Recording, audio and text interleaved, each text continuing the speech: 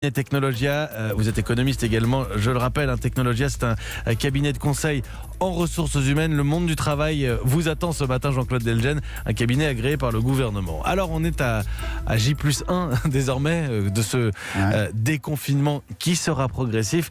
Simplement, déjà, quels sont les retours que vous avez des entreprises? C'est difficile d'établir des bilans seulement 24 heures après le début de ce déconfinement, mais quels sont les premiers retours dont vous disposez? On peut faire en fait une différenciation entre les petites structures, en particulier les commerces qui ont bien repris, et les petites moyennes entreprises qui ont repris aussi, et les grandes entreprises qui sont elles très très prudentes dans la reprise et qui en fait se calent plutôt sur du volontariat que sur un retour massif imposé.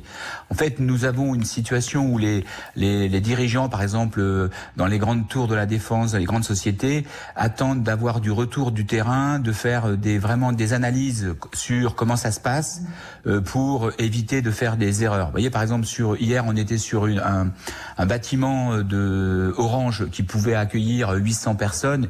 Eh bien, nous avions sur place 30 personnes qui rentraient. Donc, on a une situation... C'est contre-intuitif, Jean-Claude Delgen. On pourrait penser que pour ces grandes entreprises, c'est beaucoup plus facile de mettre en place un dispositif sanitaire et d'organiser l'entreprise, les bureaux, les locaux par rapport à cette crise du coronavirus. Je pense à des petits commerçants ou des petits artisans qui n'ont pas forcément tous ces moyens-là et cet espace. C'est d'une redoutable complexité, vous savez Mathieu, parce que hier je discutais avec un DRH, il me disait j'ai 14 sites au niveau national à équiper pour rentrer.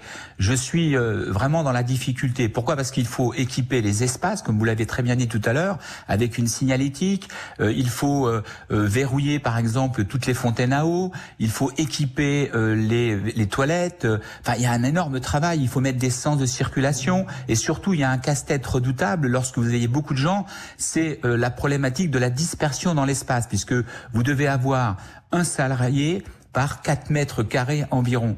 Mais ça ne tient pas compte, par exemple, ces 4 mètres carrés des espaces de circulation. Imaginez, vous êtes sur un open space, vous répartissez, mais il faut laisser aussi quasiment le passage. Donc il faut que vous ayez des gens dos à dos qui soient espacés de 2 mètres 40 pour pouvoir laisser passer les gens. Donc c'est un énorme travail à faire en matière de planification des espaces de travail. Et dans les grandes structures, c'est pas simple à faire parce que vous avez bien sûr un dialogue qui se fait avec le service santé au travail, avec les élus du personnel, il faut tout faire ensemble.